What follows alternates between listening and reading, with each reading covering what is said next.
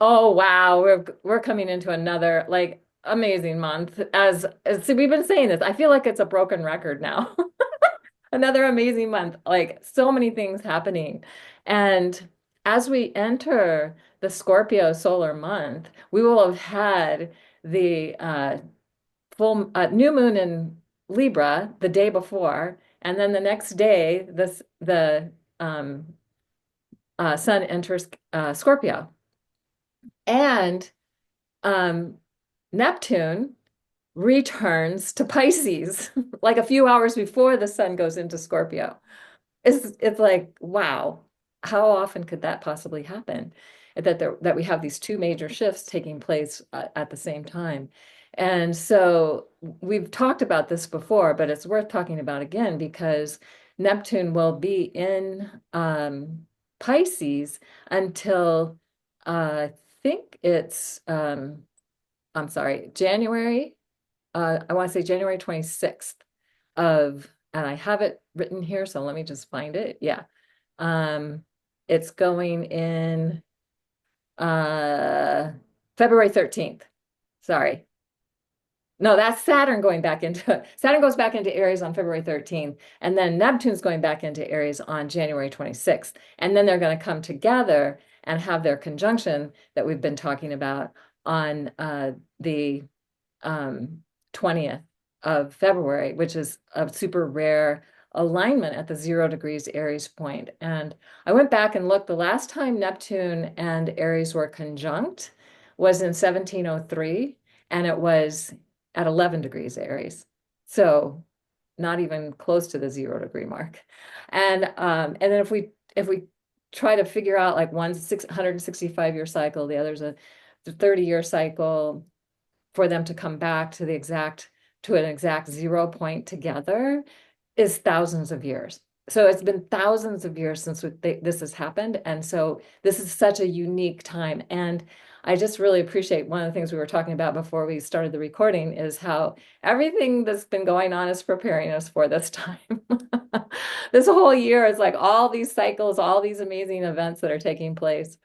So that's just something to keep in mind as we enter the Scorpio month. A couple of other things I want to just mention is that a lot of people have been talking about Three-Eye Atlas, this comet that has come from, they don't even know necessarily where it came from. It just kind of appeared out of nowhere. And comets are bringing new energy, and when they come, when they show up, they bring energy and sometimes have been referred to as wild cards, because they just carry these light codes and energy in them. And on October 29th, when the sun is conjunct Khambalia, Three-Eye Atlas will be conjunct the sun. And Khambalia is the star of secret knowledge, ancient knowledge, secret knowledge, and so on. So it transmits its light codes every year around the 29th and 30th of October. And if we look at the full range of when it's within 6 degrees of that star, when the sun's within 6 degrees of that star, so we could at least use that window. It's from October 23rd to November, let's see, 5th, which is the full moon that's coming up, the full moon in Taurus. It's going to be the closest full moon of the year. And so it's like, wow, all these energies are very amazing. Now, I have written an article about the star of Khambalia. It also connects to Shambhala. It's considered to be the gateway or the doorway into Shambhala, which is a place of like peace and heaven and, like a golden age, a place where you would be in the golden age. And so I'll put a link to that in the show notes so you can get more of the information about that, but it's around 7 degrees of Scorpio. And so not only then is Three-Eye Atlas adding its energy to this conjunction of the sun and Khambalia on October 29th, but also on November 3rd, it catches up to Venus. So it's adding its energy to what's going on with Venus at that time. And then on December 19th, it is going to make its closest approach to the Earth right before the solstice. Like, could we have planned this any better? I don't know. Anyway, so point being just we don't necessarily know what it means. I know a lot of people are making predictions and trying to say what they think it means and that sort of thing, but I feel like it's something we need to all tune into and feel into for ourselves. What is it activating within ourselves? I have heard people say it's like activating things in our DNA that we haven't had been in touch with in, eons of time, and that may be true. Or, you know, maybe not. I don't know. But if we're tuning in and feeling into what this energy is for us, then it's pretty exciting.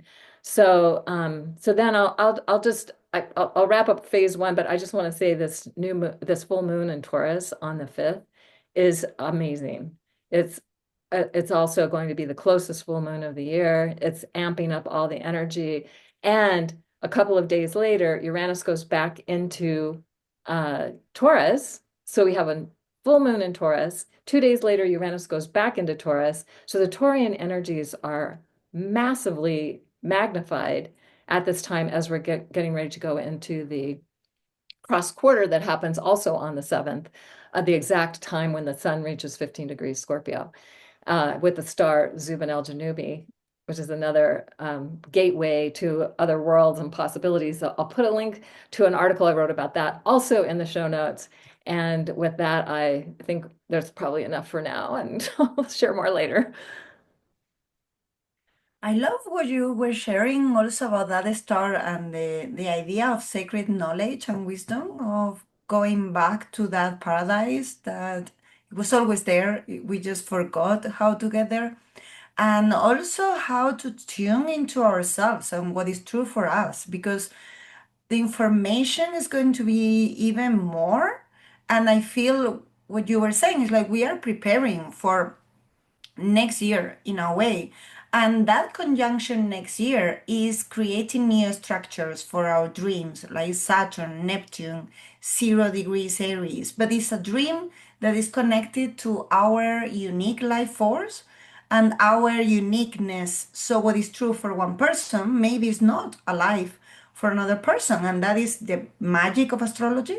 And it's also the magic of humanity. It's like we are different. And instead of fighting against each other for our differences, can we just appreciate the richness of the tapestry of being human? And for that, emotional alchemy is something that's been very alive for me in these past months. And this month is amazing for that because we have a lot of Scorpio that is really going deep into the shadow and the dark, understanding that there is life force there. That if we repress anger, because we judge anger as a low vibration energy and we just repress it, it is energy that we are not using. So if we repress sadness, if we repress shame, anything that we are truly feeling is there is life there. And it doesn't mean that we need to yell at the first person that we find, oh, I'm not repressing my anger. I just, no, it's kind of like in a safe container, you just get it moved with someone else who is holding a space for you, whatever works for you, you dance, you move it. And this is a month for that. And I love that the new moon in Libra is really Libra season, not the Scorpio, but it's just before the Scorpio and it's squaring Pluto. So it's like that is really setting the stage for the Scorpio month, solar month. And in my experience, I just want to share that because I have seen many. Like I have many friends who are getting divorced lately, or at least like going through challenges in relationships. And at the same time, I'm doing a breathwork summit. And in one of the interviews, it was just they just need to breathe together, and maybe they decide to break up, but you just breathe into it. You just feel what you are feeling instead of from the mind. We never really connect with other human beings. We only feel the ideas that they are resonating with the ideas that we already have. But when we are talking from the heart and from lower, like from the truth of our whole being, we feel it. And then, even if it's not my truth, I appreciate that it's somebody else's truth. So I feel this is a month for if we have any emotions that we want to move, if we want to move with others, because it's a Scorpio. Scorpio wants to merge with others. But in order to merge with others, first we need to merge with ourselves. We truly need to be in our power, rooted power in earth. Like, what is my truth? So, my truth for me at this moment is that I need to process this anger. So, instead of saying, no, I'm not angry, that's not the spiritual, we're humans. We're humans, we get angry. It's like what is not healthy is when we keep repressing it, and then one day it's a volcano.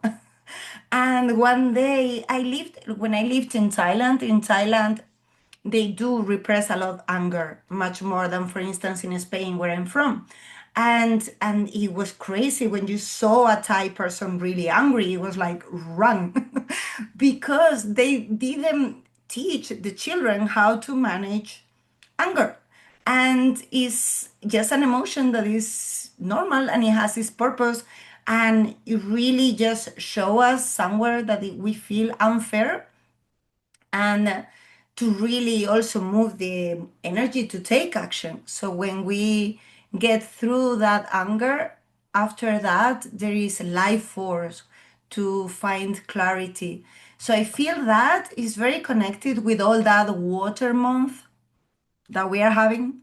So maybe it's not anger. Maybe Mars is in Scorpio, and this is why, like, I was feeling into this as well. But then it's that life force. What is alive for you? You are sad, cry. It's like, what is it? Because the more we release all these emotions that sometimes are not even ours, sometimes, and with Scorpio, this happens a lot. Sometimes they are just memories in the cells from our mothers, grandmothers, and from our ancestors. And sometimes it's also emotions that we feel for the collective.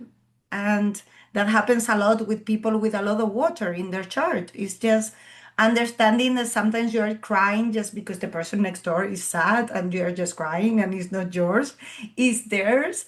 And it's not something that we need to hold, I think, that much. It's just you just cry and understand this is not mine, but I'm allowing it to move through me. So then it needs to flow.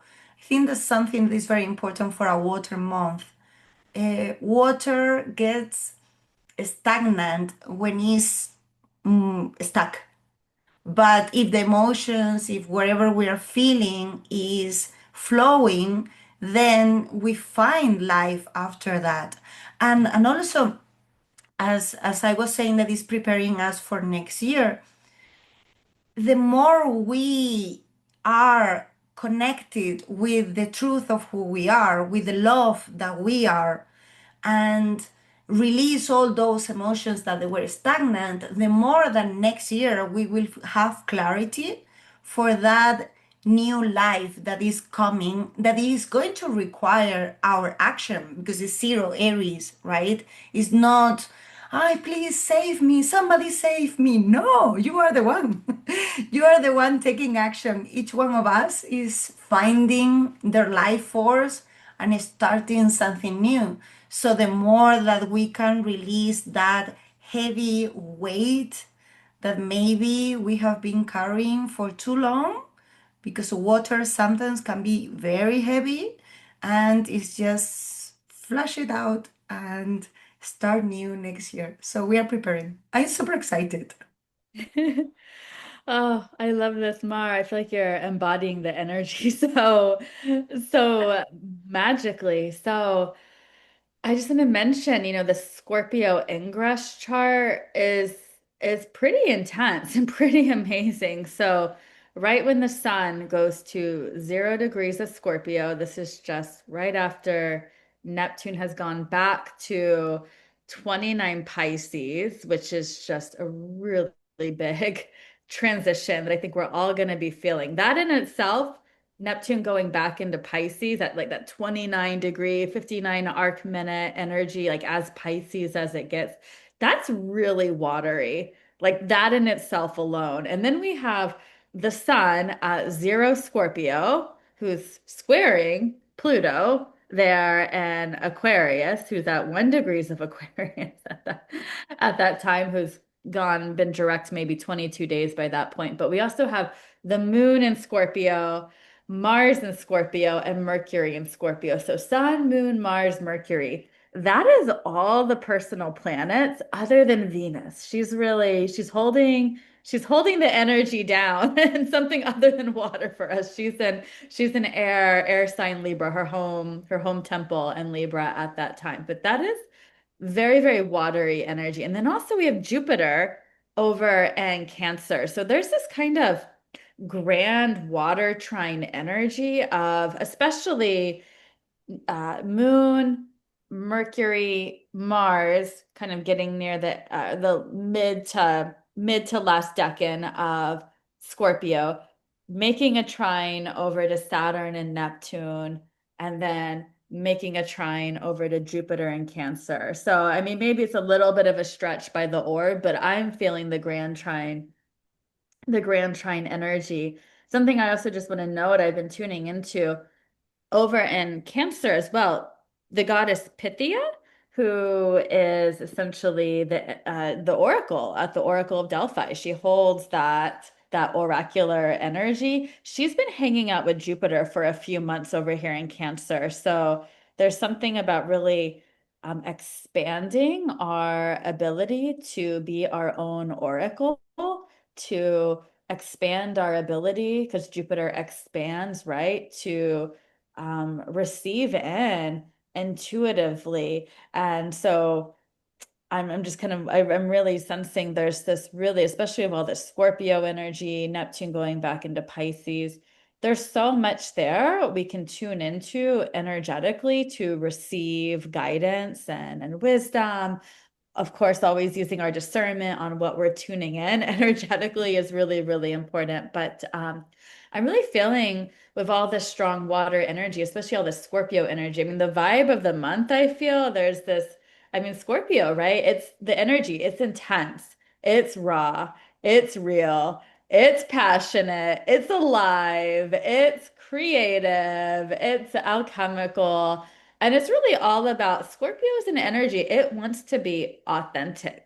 Like the energy of Scorpio is, let's just get through all this surface level, shallow connecting. Like, I want to know your soul is like the Scorpio energy energetically. So it's this really it's about getting raw and real and authentic. And it's also about getting very in tune and in touch with our desires. I mean, Scorpio is about passionate aliveness, and it's the intensity of our desires. It's that like erotic creative energy that fuels our desire. And so there is a really I feel a very strong energy to kind of start finding, kind of tuning into like what is it that I really desire? What is it that makes me feel real and alive and passionate, and to really create space for that in our lives, because sometimes we can do a lot of suppressing of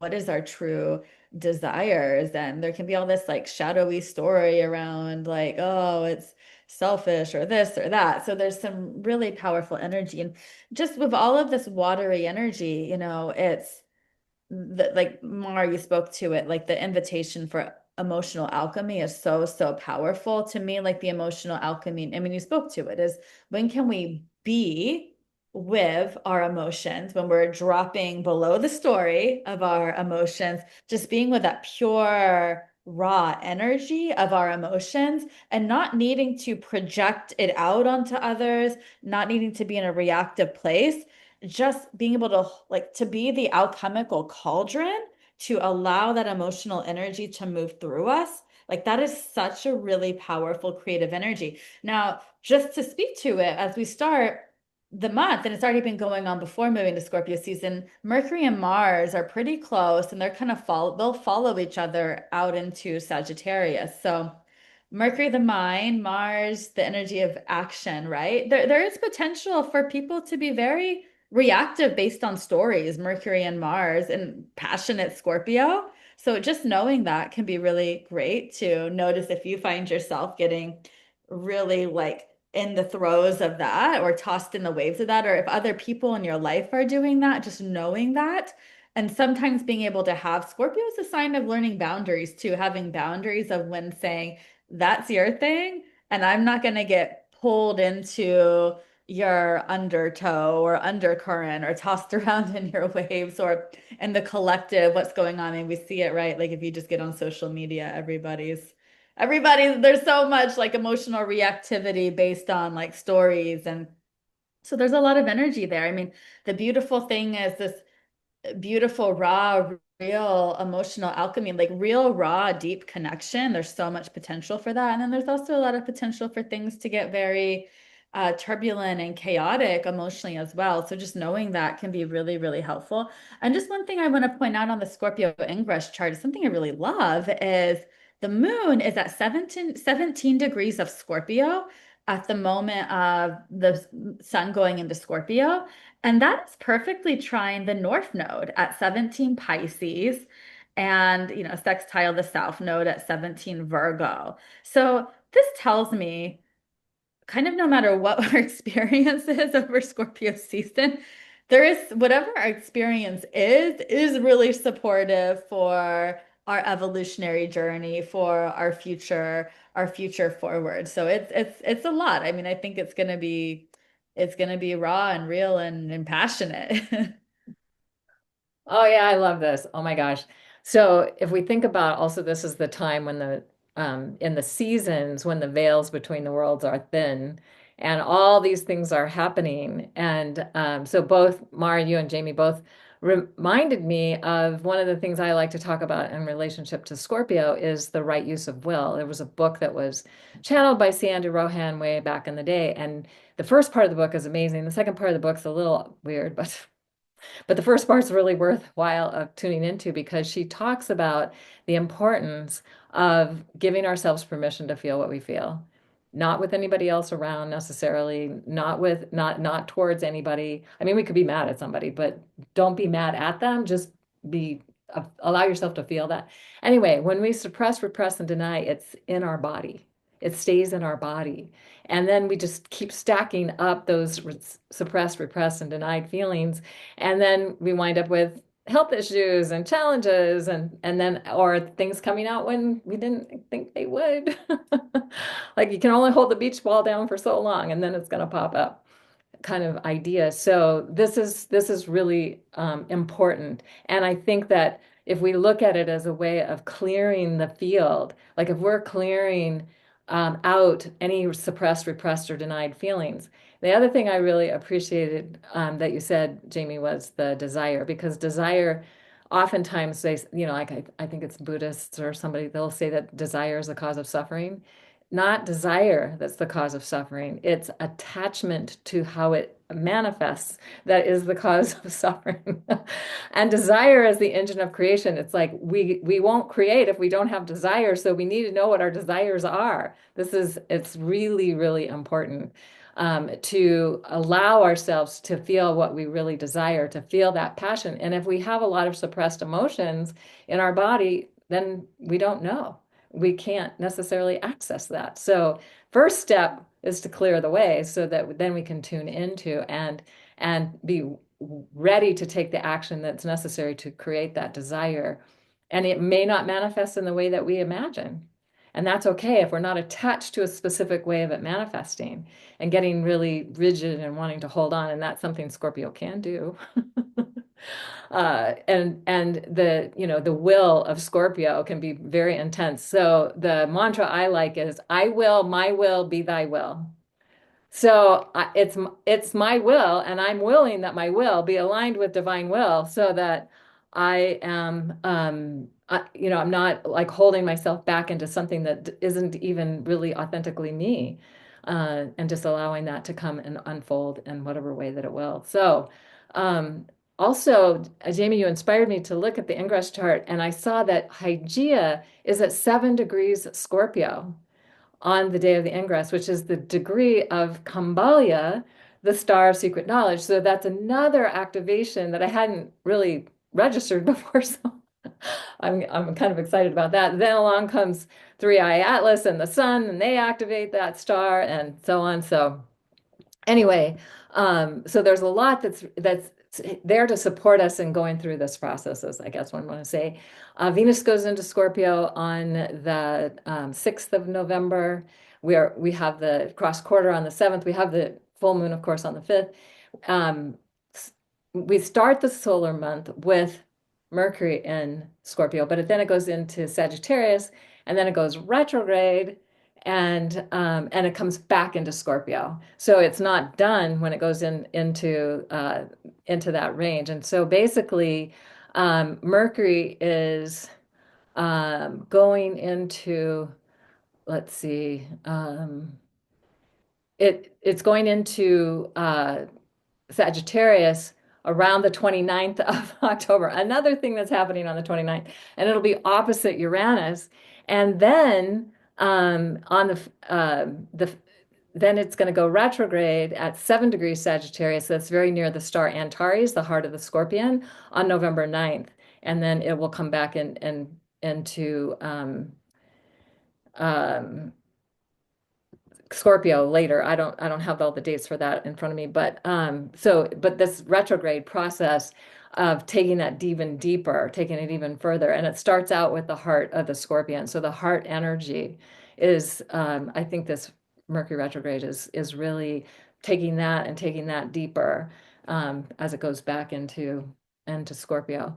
So many so many amazing things that we can work with here that we've already talked about, but there's more. So I think I'm done for the moment, and I'll pass it along.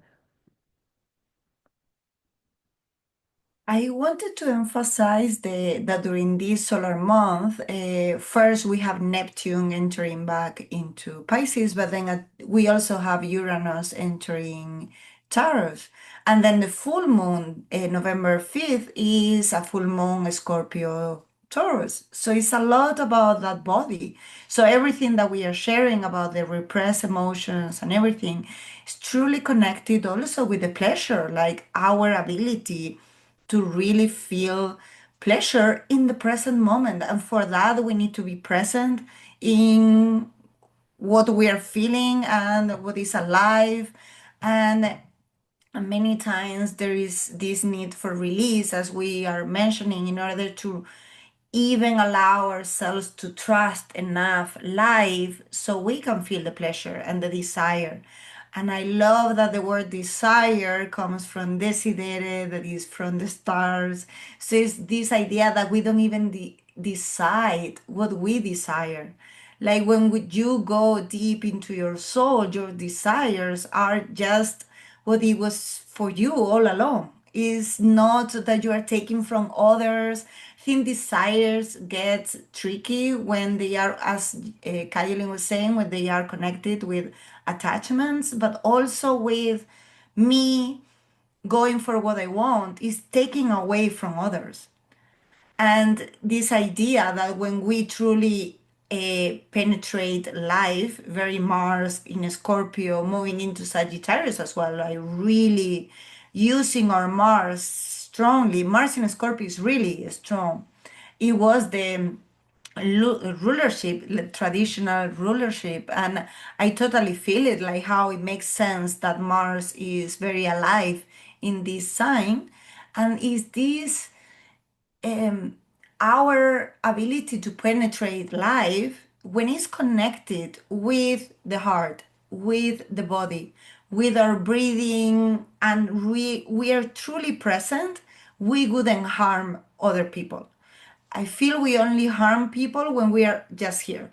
Like we are totally detached from the body, we are not feeling, so then we don't feel the pain that maybe we are causing in someone else. And this is how we end up in the collective, right? Because it's like completely detached from the body, completely detached. Like we have put the mind in such a place that the way the school system is done so far is just teaching children only to think, not to feel, not to share.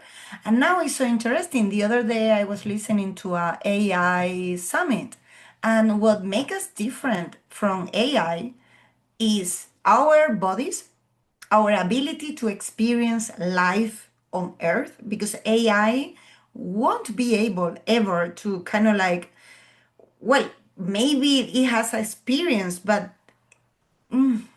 it's like there is a body connection and the ability to know what is to eat, know what is how it feels to have a hug. This is why, like star beings, is they want to be on Earth. That is what makes us different in a way. And the emotions, the waters, the connection. So this month is really truly to encourage us to go back to that feeling and to go back to wherever we need to realign again. And I recommended this book several times, but I will recommend it forever. It was Nura's recommendation in the past. Unbound by Kasia Urbaniak. Such a Scorpio book, so it's great for Scorpio people, but it's great for anybody who wants to also move others with their works, with their life. Is how do you ask your partner for something? And for part of the month, we have Venus in Libra, so it's like there is a lot, and especially for women, and most of the people who are listening to us, I'm sure they are women. So sometimes there is this good girl conditioning that we don't even notice, and we feel, no, I'm independent. And according to Kasia, that is good girl 2.0. It's like you don't need anybody, right? The feminine power is not needing anybody. The feminine power is what we are doing here, is that co-creation. Like women, naturally, we nurture each other, we create communities. Naturally, if you go for what you desire, you want more of that for others. It's natural for women. But what is happening for most of women is that we feel depleted because we are not connecting with giving to myself to really nourish myself first. And this is very Jupiter in Cancer as well. Like you are nurturing everybody else, but then you're forgetting yourself. And it's so important to break free from that good girl that if we think back in time, it hasn't been that long that can have a bank account as women. Like Kylie, I think you have experienced that, right? Like being, Well, yeah, I think my parents got me a bank account when I was growing up, but it was just kind of a new thing that was happening. And my mom, yeah, I mean back in the 50s, 40s and 50s, women could not have their own bank account, and maybe even into the 60s. So, yeah. yeah, because that is also very connected with that Taurus Scorpio, right? Power, finances. And we're new at this. As women, we're new. And it hasn't been that long. It's like just a few years that we couldn't own property and that we were treated as property. And the better pathway for a woman was to get married. Well, so all of this teaches us in a very cellular body way that we need to be accommodating for everybody else, that we need to be very resourceful, that we need to be amazing for everybody else, but I don't need anything. And I love my maintenance. And there is no woman in the world that truly, if they connect with their desires, they will say, no, I don't need anything. When we truly connect with our desires, we will really go for it. So I feel Scorpio season in this sense, really encourage to every woman to read that book. But besides that, is like truly pay attention to the ways that we are still playing the good girl. And sometimes it's very connected with spirituality. Like it's very woven. Like I'm spiritual, so I shouldn't be angry, repressed. I'm spiritual, so I shouldn't feel envy, repressed. And one of the things that Kasia said is that even the seven deadly sins, if we are truly embodied, very Scorpio Taurus, they wouldn't be sins. Like envy is just admiration of the other person. You just love what they're having. So that's a sign that you want the same. So admire the person and go for it yourself. Even like greed, like anything, all of this, if you go deep into the scene and you are embodied, you wouldn't need everything, right? There will be a moment that you will stop if you are truly in your body, listening to your body. So I feel this month is also a month to allow the space for our bodies to talk to us, because that is the place where women shine, like our connection with the waters. We were born to be mothers, right? Like I'm not a mother, but I have mother energy in me as a woman. And the womb is connected with very powerful energies also coming from the primordial earth. Like the oracle that Jamie was mentioning, Pythia, it was coming from the earth up, not only from the sky. So for women, it's very important to be rooted in our power, and then we know when something is true, when it's not, when there are good intentions, when it's not, and it's like we're truly powerful beings, men as well. But this one is a lot about us remembering who we are because it's not written in the books.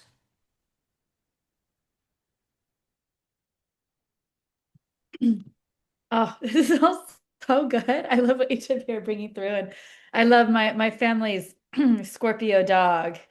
Like just came in the room. He's like, "Hi, I'm feeling all the Scorpio vibes, so I'm gonna come into I'm gonna come into the room here." But yeah, something I'm like really feeling into as we're sharing about all of this is there's also such a wild card energy of this month because there's a lot of Uranian activation, right? Uranus goes back into Taurus from 0 degrees of Gemini over that threshold to the very last degree of Taurus, right around that full moon that we have, that Taurus full moon. And then we also have a Scorpio new moon at the end of Scorpio. Let me just pull it up here. I have it right here because I think it's at 28 Scorpio. Let me see, November 20th. Yeah, we have a Scorpio new moon, 28 degrees of Scorpio, conjunct Mercury retrograde at 28 degrees of Scorpio. That's pretty magical. And then opposite Uranus at 29 degrees of Taurus.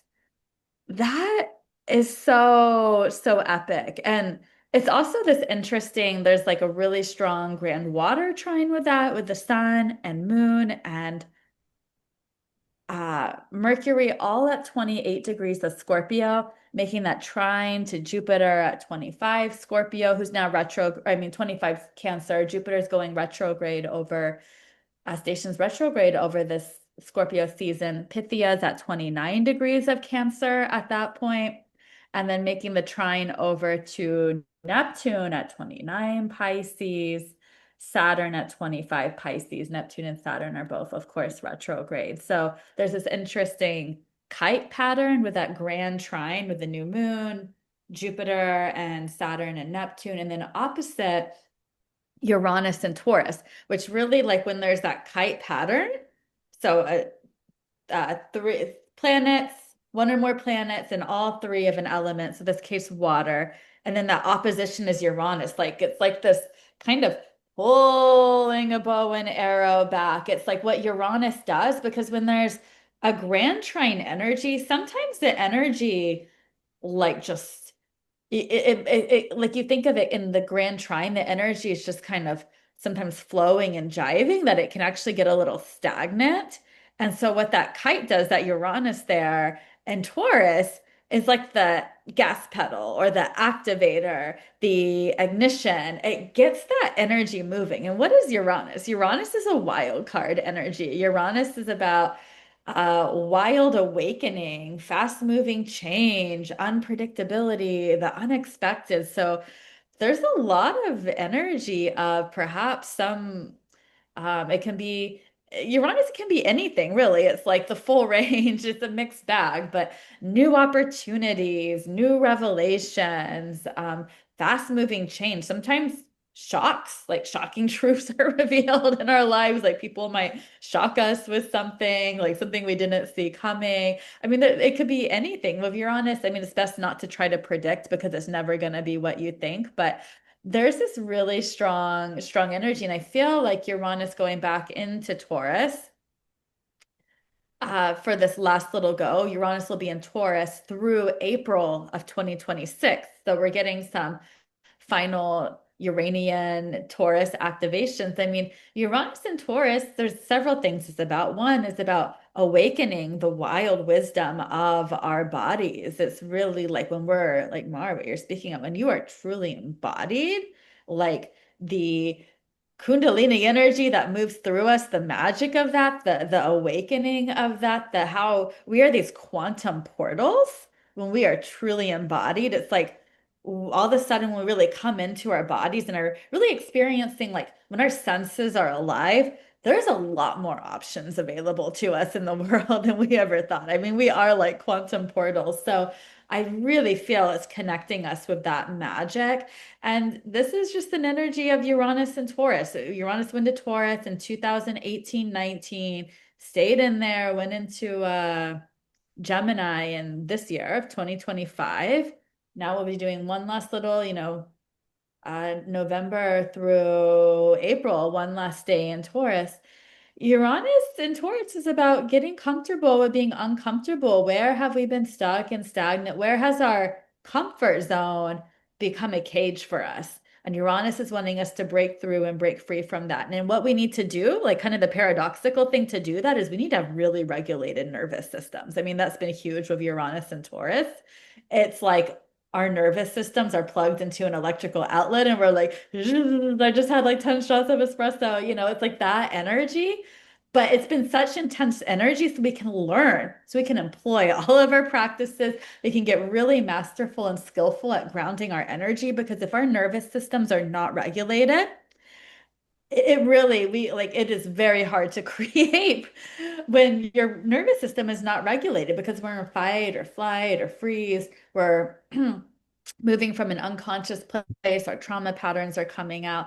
So again, like the more, and this is so great for the Scorpio season where there's just so much water. There's also different fire and air going on as Mercury and Mars are moving into Sagittarius. Interestingly, as Mercury and Mars are moving into Sagittarius before that Taurus full moon, then Venus is coming into Scorpio. So we've got Mercury and Mars moving out of Scorpio, Venus coming into Scorpio.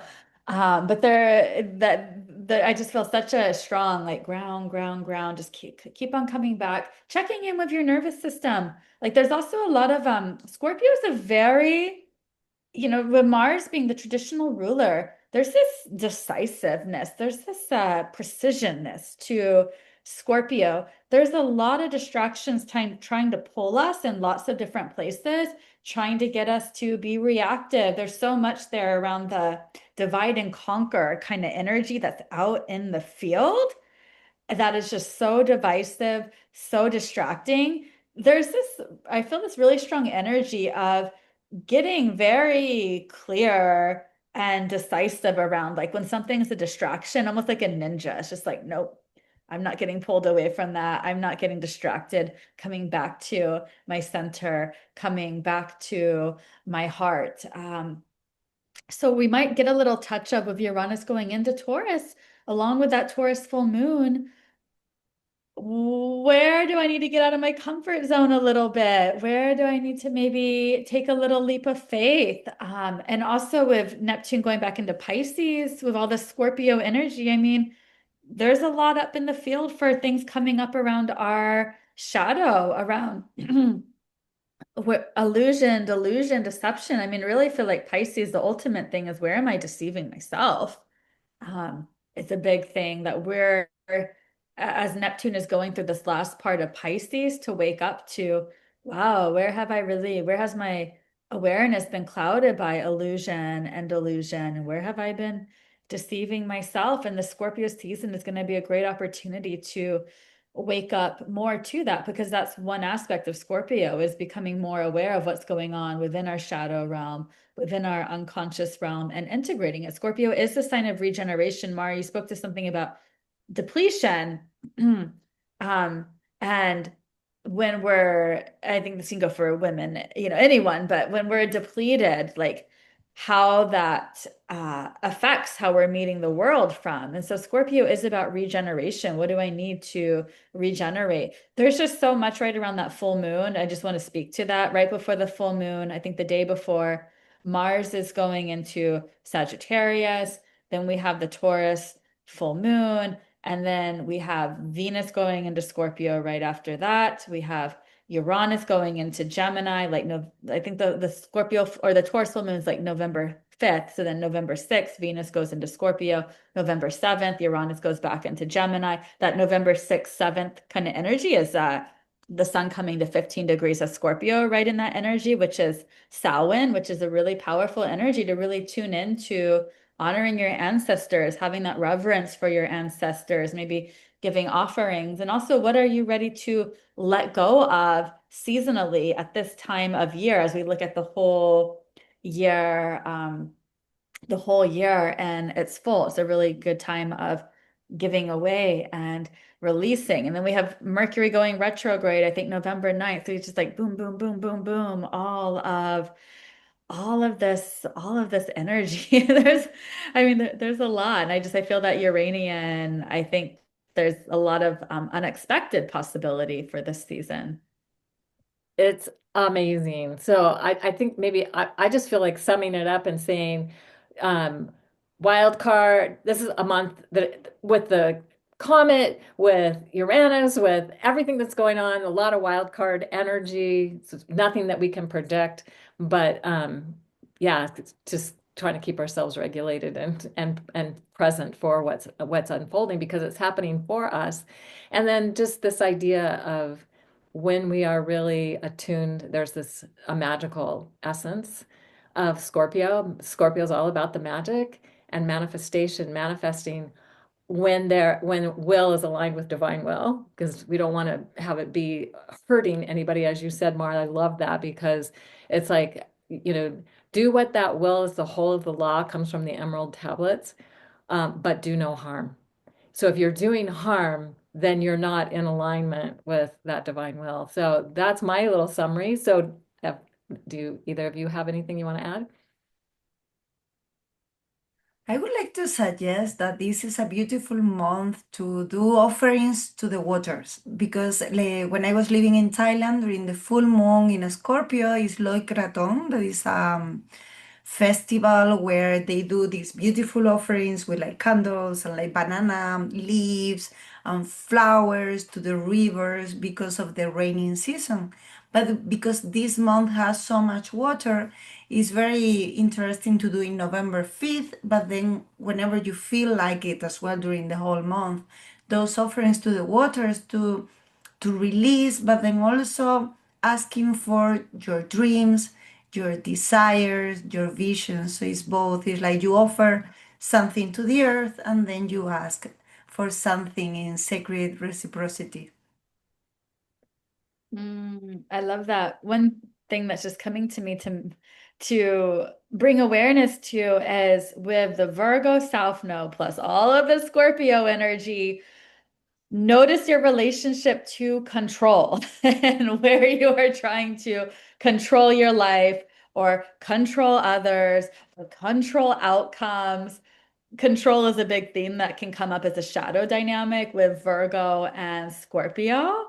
And so it's just a really beautiful opportunity to notice that. No, and really there's a difference of when can we take conscious, empowered action towards something we desire versus when do we have an attachment to something where we're starting to control our reality. And so when we're noticing that control, it's like moving into that Pisces North Node energy of surrender. Use that Mars energy that's there in Scorpio at the beginning of Scorpio season to take that empowered action, aligned empowered action, but not being so attached to the outcome of it.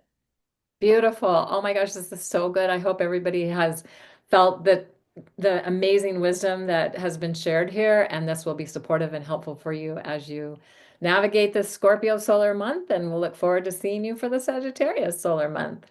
Bye, everybody.